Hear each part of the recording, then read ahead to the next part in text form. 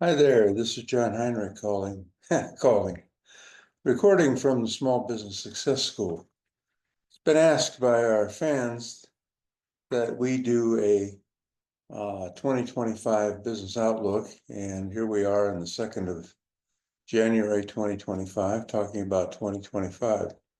Reason it's a good idea is because most of the stuff you've seen about economic outlooks really pertains only to big businesses, and as usual, the commentariat ignores most of what's going on in small business.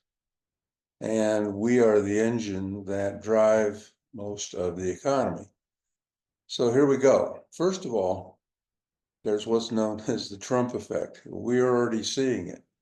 He isn't even taken office yet, and we're already seeing kind of a general good attitude. People are relaxed, they're happy, they're outgoing. Of course, we're down here in Arizona where this time of year everybody's relaxed and happy, but we think it's going on throughout the country. The reason for that is that he's pro-business. He's going to remove a lot of the regulations that Biden put on us. Although I must say that the regulations, I don't think, hampered the small business community that much. But it's the idea that you don't have to wander around in a crouch like you did the last 4 years. You can straighten up, get on with your business, and things will be fine. There will be a tax cut sometime during 2025. I think the case has been made pretty forcefully that it needs to be early so the effects of it start to percolate in late 25 and early 26. It will be 15%, so you can probably start accruing on that basis.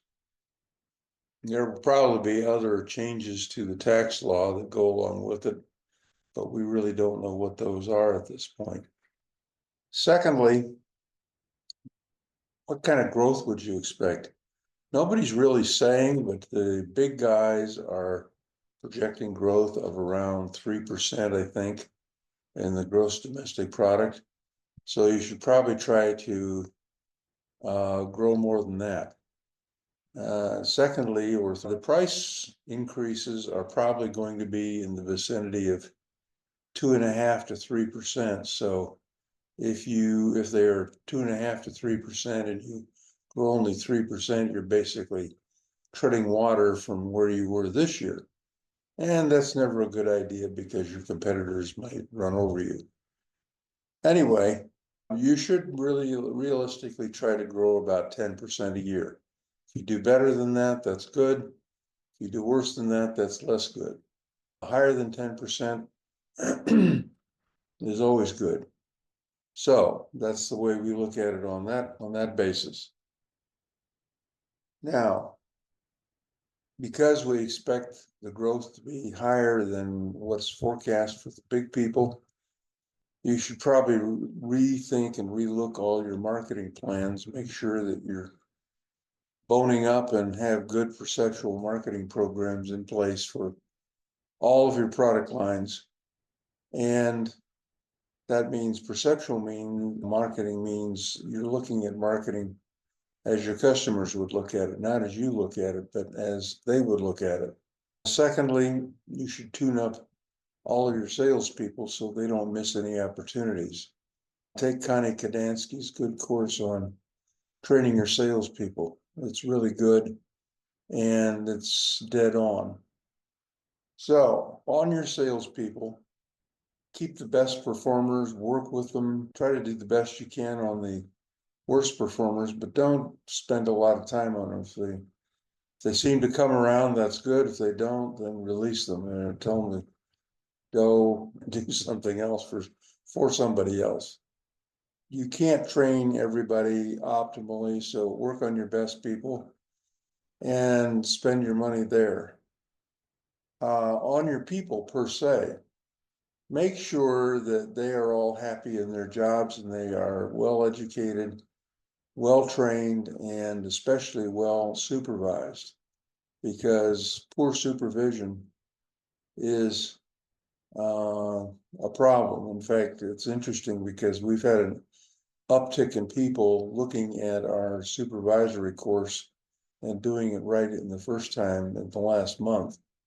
So they know something that maybe you don't know. And the essence of the supervisory course is do it right, do your supervisors or train your supervisors right the first time too. And if you do, they will be much more effective in leading your people won't quit, and everything will be hunky-dory. So do that. Now, as far as your people in general, do you need to recruit people? Overall, maybe. And the reason it's maybe is because I can't tell what your situation is. Your overall headcount for the time being is probably best if you leave it static. In other words, the same level of headcount throughout the year. We wouldn't necessarily hire anybody new until we get a better idea of where the economy is going, possibly around the second quarter somewhere. On the other hand, we are big advocates of hiring good people that test out well, using our course, of course, and when you see them, just take the hit on your costs, pay them what they want, give them what they want, and recruit them. I always did that. It was occasionally annoying to my partner, but he understood what I was doing and he agreed with it eventually. So I think it all worked out well. Now, make sure that you've got enough financial capacity to handle growth. And I noticed that we don't have a course that really deals with that. And is your bank safe? And I'll re-record my thoughts on what you should look at in a bank. We did it, but I think I'm going to redo it. So look for that sometime in the near future. It'll match up with the Is Your Bank Safe blog. But when you're looking at your bank and its financial capacity, it's nice if your bank can do factoring, both receivables and advances for your production. That's pretty rare. It's also nice if you have a bank that will pay interest on your working cash. In other words, the amount of money that you just keep around to finance receivables and production and all the other things. That should generally be around 10% of your sales, but it varies all over the lot. So it depends on your lots of things. But make sure your bank is stable. We like the money center banks. We really like the credit unions, but because they pay interest on your working cash balances. But the problem with credit unions is that you may outgrow one. You may wind up being too big for them, and that's a problem. So make sure your bank is good and safe. Get a banker you're comfortable with that you feel like he or she gets you and understands what you're trying to do with your business. I mean, I went through 2 or 3 bankers before I finally got to that point. If they can lease equipment, that's good too, because chances are you might need additional equipment this year. Although with the depreciation rules being what they are, it probably makes more sense to finance equipment than it does lease it, but your banker should have all the details. Now, what's going to go on with the dollar? If you're not exporting, you don't really have to worry because the dollar will be the dollar. The question is, should you take any alternate forms of currency in place of the dollar? And generally we say no, because unless you're a Caterpillar selling or a Westinghouse selling multi-million-dollar equipment, taking a Bitcoin as a medium of exchange is difficult. And the lower price Bitcoins are not catching traction, at least so far.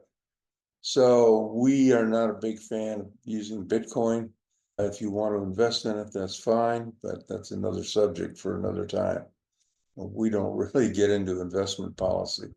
The dollar might come down as a result of government spending, but then and again, if Vivek and Elon get the government costs under control and eliminate a lot of the excess spending, maybe, just maybe, we might get costs in line with budgetary revenues, even if Trump cuts taxes, as he's announced he will, and I'm sure it will happen. So the dollar, by and large, I think is going to be stable, at least for US producers and possibly for international as well. Material costs, I don't think will be under pressure as they were last year from excess government spending, because I think that if anything, spending is going to come down as a percentage of GDP. I think I saw that it's 24% now.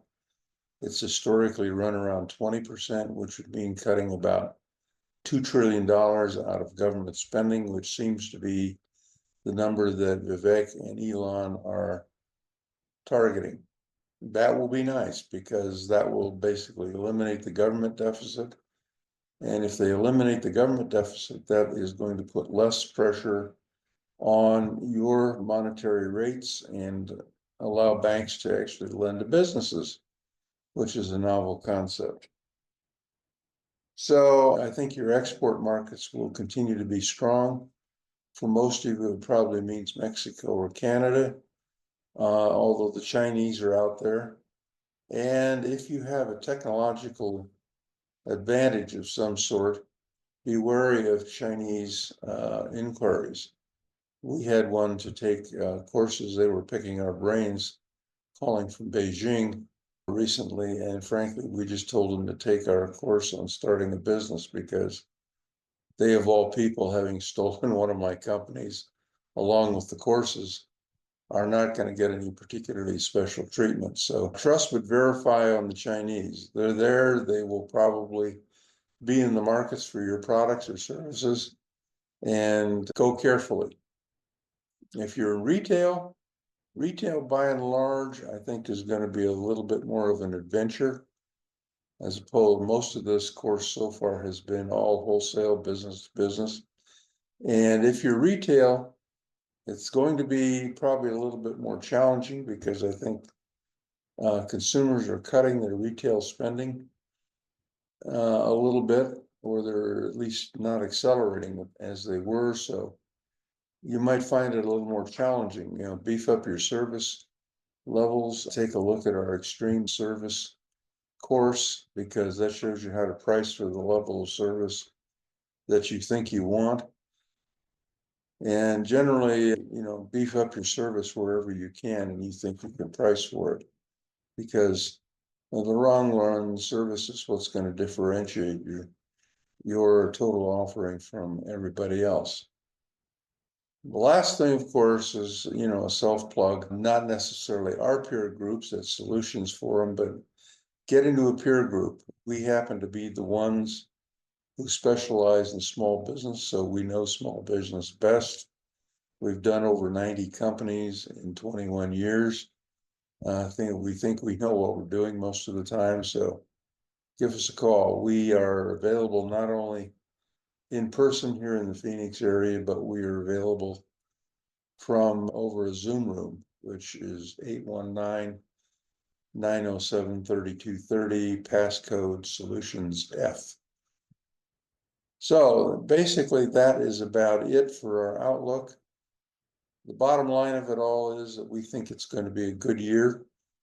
Maybe not a great year. The second half of the year might be great, but the first half of the year will be at least flat and tending towards up. So we think it'll be good. So that's all we know. Good luck in the year. Don't hesitate to give us a call or send us an email at solutionsforum@msn.com, and we'll look forward to chatting with you. Thanks again for your attention.